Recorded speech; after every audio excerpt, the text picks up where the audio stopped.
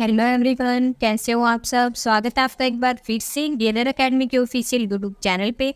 मैं रेनू आज आपके साथ डिस्कस करना चाहूँगी 11th क्लास साइकोलॉजी का 5th अध्याय और संवेदी अवधारणिका और प्रत्याक्षिक क्रियाएं। आज हम करते हैं इस लेसन के एनसीईआरटी क्वेश्चन आंसर्स। ओके, जो इम्पोर्टेंट क्वेश्चन होगा वो मैं आपको बता दूंगी। तो डिटेल में जानते हैं फर्स्ट क्वेश्चन को। क्या बताया, क्या पूछा, क्या है क्वेश्चन हमारा। इंद्रियों की क्रियात्मक सीमाओं की व्याख्या कीजिए। यानी कि हमारी जितनी प्रकार की इंद्रियां हैं वो क्या क्या कार्य करती हैं, उनकी सीमाओं के बारे में हमें बताना है। ओके, तो जान लेते हैं क्या क्या हमारी क्रियात्मक सीमाएं हैं। सबसे पहले हम बात करते हैं विभिन्न इंद्रियां अलग अलग तरह की उत्तेजनाओं से निपटी हुई होती हैं और अलग अलग उद्देश्यों की पूर्ति करती है। यानी कि हमारी जितनी प्रकार की इंद्रियाएं हैं वो सबका अलग अलग उत्तेजनाओं में निपटी हुई होती हैं और जो है उनका कार्य भी जो है अलग अलग होता है। प्रत्येक इंद्रिय एक विशेष प्रकार की सूचना को निपटाने के लिए जो है अत्यधिक विशिष्ट होती है। उदाहरण के लिए हमारी आंख जो है बहुत मंद या बहुत उज्जवल चीज़ों को नहीं देख सकती है। ये इनकी सीमाएं हैं कि जो है हमारी आंखें जो है बहुत छोटी सी चीज़ को और बहुत तेज़ जो चीज़ें हैं, उज्जवल चीज़ें, उनको नहीं देख सकती है। इसी तरह हमारे कान जो है बहुत धीमी या बहुत तेज़ की आवाज़ को नहीं सुन सकते हैं। ओके, यदि बात अन्य इंद्रियों के लिए भी सही है। मनुष्य के रूप में हम उत्तेजनाओं की सीमित सीमा के भीतर कार्य करते हैं। संवेदी स्पेक्टर द्वारा देखे जाने के लिए उत्तेजना को इष्टतम तीव्रता या परिणाम का होना चाहिए। ओके, ध्यान में आने के लिए उत्तेजनाओं में न्यूनतम मूल्य या भार होना चाहिए। किसी दिए गए संवेदी तंत्र को सक्रिय करने के लिए आवश्यक उत्तेजना के न्यूनतम शून्य को निरपेक्ष सीमा कहा जाता है। ओके, सीमा कहा जाता है। इस बिंदु पर यह ध्यान दिया जाता है कि AL यानी कि हमारी जो निरपेक्ष सीमा है निश्चित बिंदु नहीं है। इसकी बजाय यह लोगों की जैविक स्थितियों और उसके प्रेरक स्थितियों के आधार पर व्यक्तियों और स्थितियों में काफ़ी भिन्न होते हैं। इसीलिए हमें कई परीक्षणों के आधार पर इसका आंकलन करना होगा, जो कि हमारे लिए सभी उत्तेजनाओं को नोटिस करना संभव नहीं है। इसीलिए सभी उत्तेजनाओं के बीच अंतर आना संभव नहीं है। दो उत्तेजनाओं को एक दूसरे से अलग पहचानने के लिए उन उत्तेजनाओं के मूल्य में कुछ न्यूनतम अंतर होना जरूरी है। दो उत्तेजनाओं के मूल्य में सबसे छोटा अंतर जो उन्हें अलग पहचानने के लिए आवश्यक होता है वो हम देख लेते हैं। क्या बताया गया है। सब जो है उन्हें पहचानने के लिए आवश्यक है उसे अंतर सीमा या अंतर सीमा डेल कहा जाता है। विभिन्न प्रकार की उत्तेजनाओं, उदाहरण के लिए दृश्य श्रवण के AL और DL को समझे बिना संवेदनाओं को समझना संभव नहीं है, लेकिन यह पर्याप्त नहीं है। संवेदी प्रक्रियाएं केवल उत्तेजना विशेषताओं पर निर्भर नहीं करती हैं। इंद्रिय अंग और उन्हें विभिन्न मस्तिष्क केंद्रों से जोड़ने वाले तंत्रिका मार्ग भी इस प्रक्रिया में महत्वपूर्ण भूमिका निभाते हैं।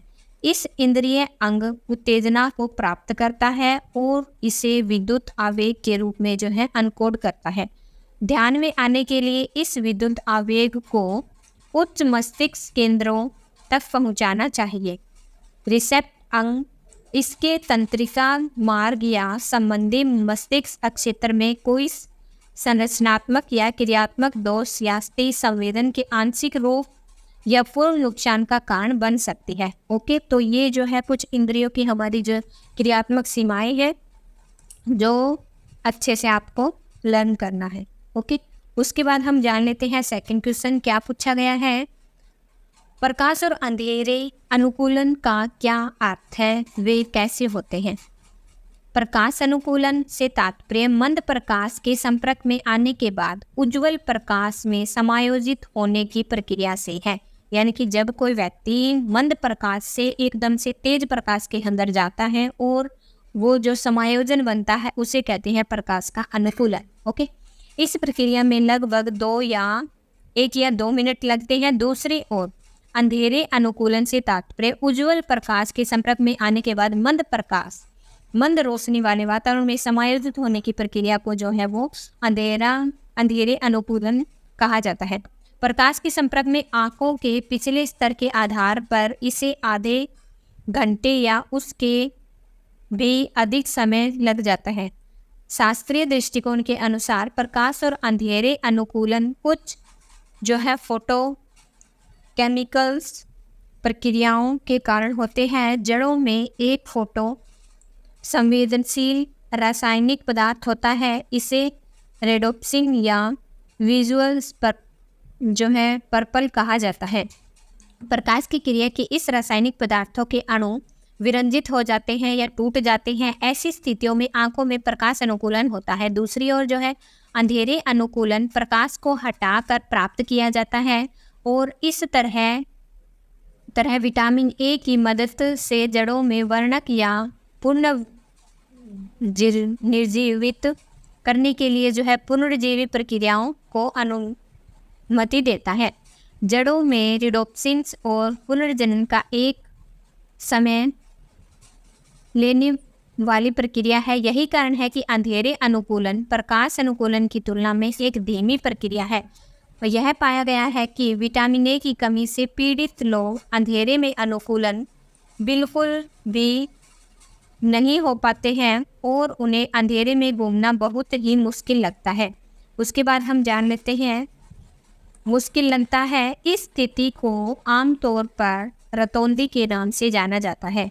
ये जो है हमारे आँख में होने वाला एक रोग है। ओके, उसके बाद हम जान लेते हैं रंग दृष्टि से। नेक्स्ट क्वेश्चन क्या पूछा गया है, रंग दृष्टि क्या है और रंग के आयाम कौन कौन से हैं। रंग के विभिन्न सेट्स को पहचानने के लिए व्यक्ति की क्षमता को रंग दृष्टि कहा जाता है। सामान्य रंग की दृष्टि वाला व्यक्ति जो है 7 मिलियन अलग अलग रंगों की पहचान कर सकता है। रंग को 3 बुनियादी आयामों में संदर्भित या वर्णित किया गया है। सबसे पहले रंग संतृप्ति और चमक कहा जाता है। रंग रंगीन रंगों का एक गुण है। यह रंग के नाम को संदर्भित करता है जैसे कि लाल, नीला, हरा। ओके, रंग तरंग दैर्घ्य के साथ बदलता रहता है और प्रत्येक रंग की पहचान के लिए एक जो है विशिष्ट तरंग दैर्घ्य से होती है। उदाहरण के लिए नीले रंग का तरंग दैर्घ्य लगभग जो है 465 nm और हरे रंग का लगभग जो है 500 nm होता है। काले, सफ़ेद और भूरे रंग जैसे रंगीन रंगों की विशेषता रंगों से नहीं होती है। संतृप्ति एक मनोवैज्ञानिक विशेषता है जो किसी तत्व या वस्तु के रंग को सापेक्ष मात्रा में संदर्भित करता है। सापेक्ष मात्रा को संदर्भित करता है। संतृप्ति में तो मात्रा आती है और रंग जो है वो जो हमारा रंग है उसके रंग को दिखाता है। लाल है, हरा है, नीला, पीला है। और संतृप्ति हमारा मनोवैज्ञानिक विशेषता है जो किसी स्थल या वस्तु के रंग की सापेक्ष समता मात्रा को दर्शाता है। एकल तरंग दैर्घ्य का प्रकाश अत्यधिक संतृप्त प्रतीत होता है। जैसे जैसे हम अलग अलग तरंग दैर्घ्यों को मिलाते हैं संतृप्ति कम होती जाती है। ग्रे रंग पूरी तरह असंतृप्त है। चमक प्रकाश की कथित तीव्रता है। यह रंगीन और अवर्णीय दोनों रंगों में भिन्न होती है। सफ़ेद और काला रंग जो है वो चमक के लिए माना गया है। तो इससे आगे है हमारा जो है सफ़ेद और अलग अलग तरंग दैर्घ्य संतृप्ति कम हो जाती है। ग्रे रंग पूरी तरह से संतृप्त होते हैं। चमक प्रकाश की कथित तीव्रता है। यह ग्रीन और अवर्णीय दोनों रंगों से भिन्न होते हैं। सफ़ेद और काला चमक आयाम के शीघ्र और निचले हिस्से को प्रतिनिधित्व करते हैं। सफ़ेद में चमक की उच्चतम डिग्री होती है जबकि काले में जो है वो डिग्री सबसे कम होती है। ओके, उसके बाद हम जान लेते हैं नेक्स्ट क्वेश्चन को। इसमें क्या पूछा गया है कि स्वर्ण संवेदना कैसे होती है। ये कई बार आपके एग्जाम में पूछा जा सकता है क्वेश्चन स्वर्ण संवेदना के ऊपर। उसका हमारे जो श्रवण का चित्र डायग्राम भी हमें बनाना आ सकता है, और उसकी जो है पूरी क्रियाविधि के बारे में भी कई बार पूछ लिया जाता है। तो क्या है, श्रवण संवेदना तब शुरू होती है जब ध्वनि हमारे कान में प्रवेश करती है और सुनने के मुख्य अंगों को उत्तेजित करती है। कान श्रवण उत्तेजनाओं का प्राथमिक जो है रिसेप्टर है, जबकि इसका प्रसिद्ध कार्य सुनना है। यह हमारे शरीर के संतुलन को बनाए रखने में हमारी मदद करता है। कान की संरचना 3 खंडों में विभाजित होती है, बाहरी कान, मध्य कान और आंतरिक कान कहा जाता है। पिंड ध्वनि कंपन को इकट्ठा करती है और उन्हें श्रवण नहर के माध्यम से टिम्पेनम तक पहुंचाता है। टिम्पेनिक गुहा में कंपन 3 अस्थियों में स्थानांतरित हो जाता है, जो उनकी ताकत को बढ़ाता है और उन्हें आंतरिक कान तक पहुंचाते हैं। आंतरिक कान में कोक्लियर ध्वनि तरंगों को प्राप्त करता है। कंपन के माध्यम से एडोलिन्स गति में सेट होता है और जो है कोर्टी के अंगों को भी कंपन करता है। अंत में आवेगों को श्रवण तंत्रिका को भेज दिया जाता है और कोक्लियर के आधार पर उभरता है। फिर उसमें क्या बताया गया है, और श्रवण जो है प्रांता तक पहुंच जाता है, जहाँ आवेग की व्याख्या की जाती है। ओके, तो ये हमने देख लिया श्रवण संवेदना। उसके बाद जो है देख लेते हैं नेक्स्ट क्वेश्चन क्या पूछा गया है। ध्वनि को परिभाषित कीजिए, इनके गुणों के बारे में बताइए, यानी कि ध्वनि क्या है जान लेते हैं। यह है वह प्रक्रिया जिसके माध्यम से कुछ उत्तेजनाओं को अन्य उत्तेजनाओं के समूह से चुना जाता है, जिसे आमतौर पर ध्यान कहा जाता है। ओके, तो क्या है चयन। हमारे ज्ञानेंद्रियों में एक साथ कई उत्तेजनाएं आती हैं, लेकिन हम उन सभी के साथ ध्यान नहीं देते हैं। उनमें से कुछ एक उद्दीपकों को हम चुनते हैं जिनके ऊपर ध्यान देते हैं, उन्हें कहते हैं ध्यान। ओके, फिर उसके बाद हम देख लेते हैं, फिर उसके बाद इसमें क्या बताया गया है। उदाहरण के लिए, यानी कि जब हम एक कक्ष में प्रवेश करते हैं तो आप उनमें से कई चीज़ों का सामना करते हैं, जैसे दीवारें, दरवाजे हो गए, खिड़कियाँ हो गई, दीवारों पर पेंट हो गया, मेज, कुर्सी, छात्र बैग जो है, बोतलें इत्यादि। लेकिन आप एक समय में उनमें से केवल 1 या 2 पर ही ध्यान केंद्रित करते हैं। यानी कि ध्यान किसे कहते हैं, सिंपल सा है, हमारे आसपास हमारे वातावरण में अनेक प्रकार के उद्दीपक विद्यमान होते हैं। उनमें से व्यक्ति जब किसी एक वस्तु के ऊपर अपना पूरा फोकस लगा देता है, पूरा ध्यान लगाता है एक वस्तु के ऊपर, उसे ध्यान कहते हैं, एकाग्रता। ओके, उसके बाद इसमें आता है सतर्कता। सतर्कता किसी व्यक्ति की अपने सामने आने वाली उत्तेजनाओं से निपटने की तत्परता को संदर्भित करती है। अपने स्कूल में दौड़ में भाग लेते समय अपने प्रतिभागियों को स्टार्टिंग लाइन्स में सतर्क अवस्था में दौड़ने के लिए सीटी बजाने का इंतजार करते हुए देखा गया। ओके, यानी कि किसी भी कार्य को करने से पहले ही सतर्क हो जाना कि अब उसके बाद जो है मुझे आगे एक्शन लेना है या फिर वो सब। फिर उसमें आता है एकाग्रता। ध्यान के पार्ट है सतर्कता और एकाग्रता। एकाग्रता में क्या होता है, एकाग्रता से तात्पर्य कुछ विशिष्ट वस्तुओं पर जागरूकता केंद्रित करना होता है, जबकि कुछ समय के लिए दूसरे को बाहर रखना है।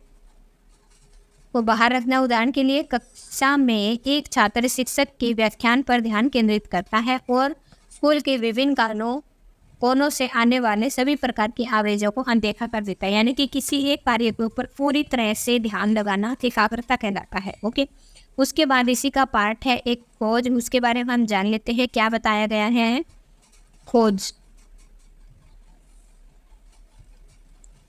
खोज में एक जो है पर्यवेक्षक वस्तुओं के एक समूह के बीच वस्तुओं के कुछ निर्दिष्ट उप समूह की तलाश करता है। उदाहरण के लिए, जब आप अपनी छोटी बहन और भाई को स्कूल से लेने जाते हैं तो आप उन्हें असंख्य लड़कों और लड़कियों के बीच खोजते हैं। इन सभी गतिविधियों के लिए लोगों की ओर से किसी न किसी तरह के प्रयासों की आवश्यकता होती है। तो हमने पढ़ा ध्यान किसे कहते हैं, ध्यान के कौन कौन से पार्ट है, सतर्कता, एकाग्रता और खोज। ये तीनों जो है ध्यान के ऊपर डिपेंड है। ओके, उसके बाद हम नेक्स्ट क्वेश्चन की बात कर लेते हैं। क्या है? चयनात्मक ध्यान के निर्धारक को बताइए। चयनात्मक ध्यान नियंत्रित ध्यान से किस प्रकार भिन्न है? निरंतर ध्यान से। तो देख लेते हैं क्या बताया गया है। चयनात्मक ध्यान मुख्य रूप से बड़ी संख्याओं में उत्तेजनाओं में से सीमित संख्या और उत्तेजनाओं या वस्तुओं के चयन से संबंधित होता है। कई कारण चयनात्मक ध्यान को प्रभावित करते हैं। ये आमतौर पर उत्तेजनाओं की विशेषताओं और व्यक्तियों की विशेषताओं से संबंधित होते हैं। उन्हें आमतौर पर बाहरी आंतरिक कारकों के रूप में वर्गीकृत किया गया है। बाहरी कारण उत्तेजनाओं की एक विशेषताओं से संबंधित है। अन्य चीजें स्थिर रखी जाती है। उत्तेजनाओं का आकार, तीव्रता, गति ध्यान की महत्वपूर्ण निर्धारक प्रतीत होते हैं। बड़े, चमकीले और जो है गतिशील उत्तेजनाएं आसानी से हमारा ध्यान जो है खींच लेती हैं। उत्तेजनाएं जो नवीन और मध्य रूप से जटिल होती है भी आसानी से हमारे ध्यान में आ जाती है। अध्ययनों के संकेत से हमें मिलता है कि निर्जीव वस्तुओं की तस्वीरों की तुलना में मानव तस्वीरों पर ध्यान दिए जाने की संभावना जो है अधिक होती है। इसी तरह लयबद्ध सर्ण उत्तेजनाएं मौखिक वर्णन की तुलना में अधिक आसानी से ध्यान में लाई जा सकती है। ओके, फिर है अचानक और तीव्र उत्तेजनाओं में ध्यान आकर्षित करने की अद्भुत क्षमता होती है। आंतरिक कारक व्यक्ति के भीतर होते हैं। इन्हें दो मुख्य श्रेणियों में विभाजित किया गया है, अर्थात प्रेरक कारक और संज्ञानात्मक कारक। प्रेरक कारक हमारी जैविक और सामाजिक जरूरतों से संबंधित होते हैं। जब हम भूखे होते हैं, इसमें क्या बताया गया है, जब हम भूखे होते हैं तो हम भोजन की हल्की गंध भी महसूस करते हैं। परीक्षा में दे रहे छात्र अन्य छात्रों की तुलना में शिक्षक के निर्देशों पर अधिक ध्यान केंद्रित करता है। संज्ञानात्मक कारकों में रुचि का मतलब है दृष्टिकोण और तैयारी सेट जैसे कारक शामिल है। प्रारंभिक सेट एक निश्चित तरीके से कार्य करने के लिए मानसिक स्थिति उत्पन्न करता है और व्यक्ति को एक प्रकार की उत्तेजना के प्रति प्रतिक्रियाएं करने तथा अन्य के प्रति नहीं प्रतिक्रिया करने के लिए जो है वो तैयार करता है। ओके, उसके बाद हम जान लेते हैं आगे नेक्स्ट क्वेश्चन क्या पूछा गया है। दृष्टि अक्षेत्र की धारणा के संबंध में गेस्टोल मनोवैज्ञानिकों के मुख्य प्रस्ताव क्या क्या है?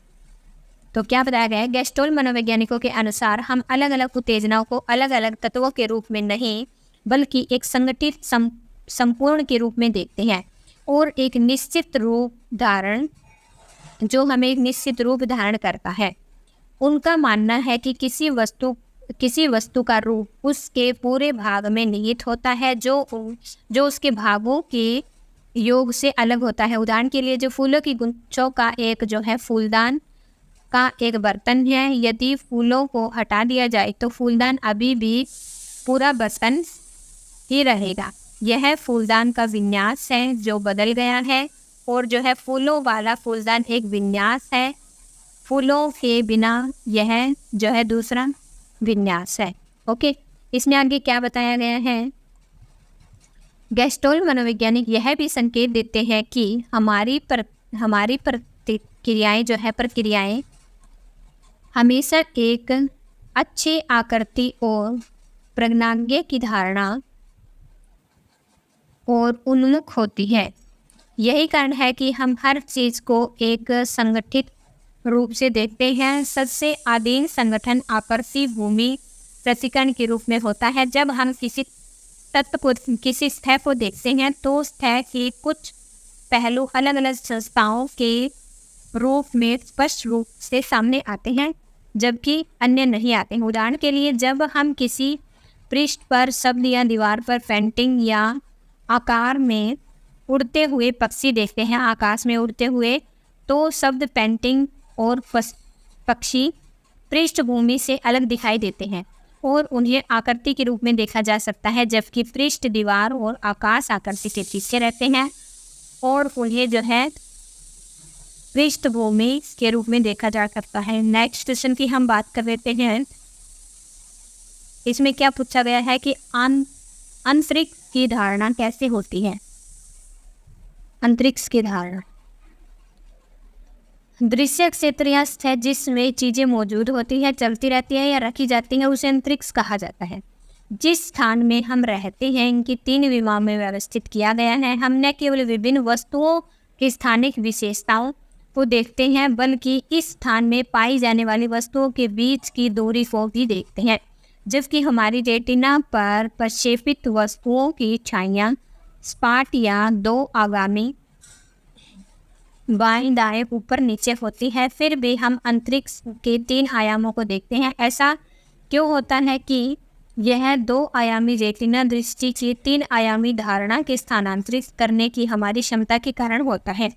दुनिया को 3 आयामों में देखने की प्रक्रिया को दूरी या गहराई की धारणा के रूप में जो है बताया गया है। इसे कहा जा सकता है धारणा, गहराई की धारणा कहा जा सकता है। ओके, तो आगे हम नेक्स्ट क्वेश्चन जान लेते हैं। क्या पूछा गया है। गहराई की धारणा एक कोशिकीय संकेत क्या है। गहराई की धारणा के एक कोशिकीय संकेत क्या है। गहराई की धारणा में दूरबीन संकेतों की भूमिका की व्याख्या कीजिए। तो इसमें क्या बताया गया है। गहराई की धारणा में मोनोकुलर संकेत तब प्रभावी होते हैं जब वस्तुओं को केवल एक आंख से देखा जाता है। एक कोशिकीय संकेत में होता है कि जब किसी भी वस्तु को एक आंख से देखा जाता है। इन संकेतों का उपयोग अक्सर कलाकारों द्वारा 2 आयामी चित्रों को गहराई से देखने के लिए किया जाता है। यानी कि हमें एक बहुत ही छोटे प्रोजेक्ट के ऊपर काम करना होता है, चित्रकारी करनी होती है, तो हम उसकी गहराई के अंदर जाके उसको जब एक आंख से देखते हैं तो वो हमारे जो है एक कोशिकीय संकेत कहलाते हैं, जो कि गहराई की धारणा के लिए बहुत उपयोगी है। इसीलिए उन्हें जो है चित्रात्मक संकेत भी कहा जाता है। 3 आयामी अंतरिक्ष की गहराई की धारणा के लिए कुछ महत्वपूर्ण संकेत जो है 2 आंखों के द्वारा प्रदान किए जाते हैं, उन्हें जो है द्विनेत्रीय संकेत कहा जाता है। उनमें से 3 विशेष रूप से दिलचस्प हैं। ओके, तो आगे देख लेते हैं इसमें क्या क्या बताया गया है। रेटिना या दूरबीन अक्षमता असमानता। इसमें क्या क्या बताया है। रेटिना असमानता इसलिए होती है क्योंकि हमारे सिर में 2 आँखों के अलग अलग स्थान होते हैं। ये एक दूसरे के लगभग जो है 6.5 सेंटीमीटर की दूरी पर एक क्षैतिज रूप से अलग करती है। इस दूरी के कारण जो है एक ही वस्तु की प्रत्येक आँख के रेटिना पर बनने वाली छवि थोड़ी अलग होती है। 2 छवियों के बीच इस अंतर को रेटिना अक्षमता कहा जाता है। मस्तिष्क एक बड़ी रेटिना अक्षमता को एक नज़दीकी वस्तु और एक छोटी रेटिना अक्षमता को एक दूर की वस्तु के रूप में जो है व्याख्या करता है, क्योंकि दूरी की वस्तुओं के लिए असमानता कम होती है और पास की वस्तुओं के लिए जो है अधिक होती है। फिर इसमें बात करते हैं हम अभिसरण की। अभिसरण में क्या बताया गया है। अभिसरण में जब हम किसी नज़दीकी वस्तु को देखते हैं तो हमारी आंखें प्रत्येक आंख के फोविया पर छवि लाने के लिए अंदर की ओर अभिसरित होती है। मांसपेशियों का एक समूह मस्तिष्क को संकेत भेजता है और दूसरी ओर जो है आंखें किस हद तक अंतर की ओर मुड़ रही है, और इन संकेतों को गहराई की धारणा के संकेतों के रूप में व्याख्यांकित की जा सकती है। जैसे जैसे वस्तु पर्यवेक्षक से दूर होती जाती है, अभिसरण की डिग्री कम होती जाती है। आप अपनी नाक के सामने एक उंगली रखकर और धीरे धीरे इसे करीब लाकर अभिसरण का अनुभव कर सकते हैं। जितनी अधिक आपकी आंखें अंदर की ओर मुड़ती हैं या अभिसरित होती है अंतरिक्ष में वस्तु उतनी ही करीब दिखाई देती है। फिर इसमें हम बात करते हैं समायोजन की। समायोजन में क्या होता है। समायोजन एक ऐसी प्रक्रिया को संदर्भित करता है जिसके द्वारा हम सिलियरी मांसपेशी की मदद से छवि को रेटिना पर केंद्रित करते हैं। ये मांसपेशियां आंख के लेंस की मोटाई को बदलती है। यदि वस्तु दूर हो जाती है तो मांसपेशियाँ स्थिर हो जाती हैं। जैसे जैसे वस्तुएं पास आती हैं मांसपेशियाँ सिकुड़ती हैं और लेंस की मोटाई बढ़ती है। मांसपेशियों के सिकुड़न की डिग्री के बारे में संकेत मस्तिष्क को भेजा जाता है जो दूरी के लिए जो है संकेत प्रदान करती है। ओके, ये हो गया हमारा question complete. And next question के बारे में हम जान लेते हैं, भ्रम क्या है। इंपॉर्टेंट क्वेश्चन है, बहुत बार एग्जाम में पूछा जाता है कि भ्रम क्या है। क्या बताया गया है, धारणाएं हमेशा सत्य नहीं होती। कभी कभी हम संवेदन जानकारी को सही ढंग से समझने में विफल हो जाते हैं। इसके परिणाम स्वरूप भौतिक उत्तेजनाओं और उनकी धारणा के बीच बमेल हो जाता है, यानी कि वो धारणाएं जो है वो उत्तेजनाएं धारणाएं मेल नहीं उठाती है। हमारी संवेदी अंगों द्वारा प्राप्त जानकारी की गलत व्याख्या से उत्पन्न गलत धारणा आमतौर पर भ्रम कहलाती है। यानी कि जब कोई व्यक्ति अपनी संवेदी अंगों के द्वारा प्राप्त सूचनाएं, यानी कि जो उनकी संवेदनाओं से उन्हें जो सूचनाएं मिल रही हैं उनकी गलत व्याख्या से उत्पन्न गलत धारणा आमतौर पर भ्रम को उत्पन्न करती है। इसका अनुभव हम सभी कमोबेश करते हैं। वे बाहरी उत्तेजनाओं की स्थिति में उत्पन्न होते हैं और प्रत्येक व्यक्ति में एक ही तरह का अनुभव उत्पन्न करते हैं। इसीलिए भ्रमों को अधीन संगठन भी कहा जाता है। हालांकि भ्रमों का अनुभव हमारी किसी भी इंद्रिय की उत्तेजना से हो सकता है, लेकिन मनोवैज्ञानिकों ने इसे अन्य इंद्रिय विधाओं की तुलना में दृश्य में अधिक जो है सामान्य रूप से दिखाया नहीं है। यानी कि आंखों से जब हम किसी कार्य को देखते हैं एकदम से गलत अवधारणा हम कर देते हैं तो उससे भ्रम उत्पन्न होता है। ओके, ये क्वेश्चन होता है हमारा कंप्लीट। उसके बाद नेक्स्ट क्वेश्चन जान लेते हैं क्या पूछा गया है। सामाजिक सांस्कृतिक कारक हमारी धारणाओं को कैसे प्रभावित करते हैं, देख लेते हैं। सामाजिक सांस्कृतिक कारक लोगों के बीच उत्तेजनाओं के साथ अलग अलग परिचितता और प्रमुखता के साथ साथ अवधारणात्मक अनुमान के कुछ आदतों को उत्पन्न करके हमारी धारणाओं की महत्वपूर्ण भूमिका निभाते हैं। मूलर, लायर और ट्वांटिकल्स हॉरिजेंटल्स भ्रम के आंकड़े। मनोवैज्ञानिकों ने इन आंकड़ों का उपयोग यूरोप, अफ्रीका और अन्य कई स्थानों में रहने वाले लोगों के कई समूहों पर किया है। सिंगल, कैंपबेल और जो है कोविड ने सुदूर अफ्रीकी गांवों और पश्चिमी शहरी सेटिंग्स के नमूनों की तुलना करके भ्रम की संतुलनता संवेदनशीलता का सबसे व्यापक अध्ययन किया है। यह पाया गया है कि अफ्रीकी विषयों ने क्षैतिज ऊर्ध्वाधर भ्रम के प्रति अधिक संवेदनशीलता दिखाई, जबकि पश्चिमी विषयों ने मूलर लायर भ्रम के प्रति अधिक संवेदनशीलता जो है वो नहीं दिखाई। इसी तरह के निष्कर्ष अन्य अध्ययनों में भी बताए गए हैं। घने जंगलों में रहने वाले अफ्रीकी विषयों ने आगे इसमें क्या बताया गया है, विषयों ने नियमित रूप से ऊर्ध्वाधर जैसे लंबे पेड़ का अनुभव किया और उन्हें अपने आंकड़ों में जय प्रवृत्ति विकसित की। पश्चिमी लोग जो समकोण की विशेषता वाले वातावरण में रहते थे न घेरे की विशेषता वाली रेखाओं की लंबाई को कम आंकने की प्रवृत्ति विकसित की। इस निष्कर्ष के अन्य अध्ययनों से पुष्टि की गई है।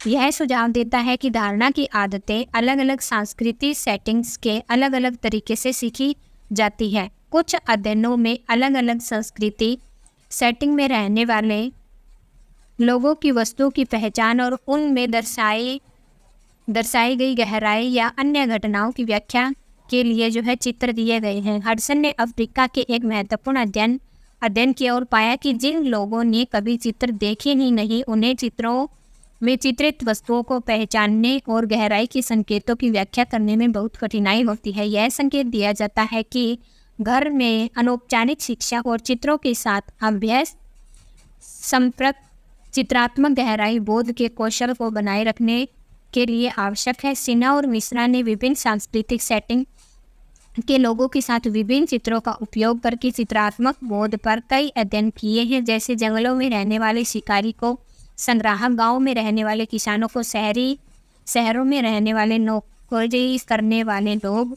उनके अध्ययनों में संकेत मिलता है। एक चित्रों की व्याख्या लोगों की सांस्कृतिक अनुभवों से जुड़ी हुई है। उसके बाद इसमें क्या बताया गया है, जुड़ी हुई है, जबकि आमतौर पर लोग चित्रों से परिचित वस्तुओं की पहचान करते हैं। चित्रों में कम संपर्क करने वाले लोगों को उनमें चित्रित क्रियाओं की घटनाओं की व्याख्या करने में कठिनाई होती है। इस प्रकार हमने देखा कि हमारा ध्यान का जो है वो संस्कृति और सामाजिक वातावरण पर किस प्रकार से प्रभाव पड़ता है।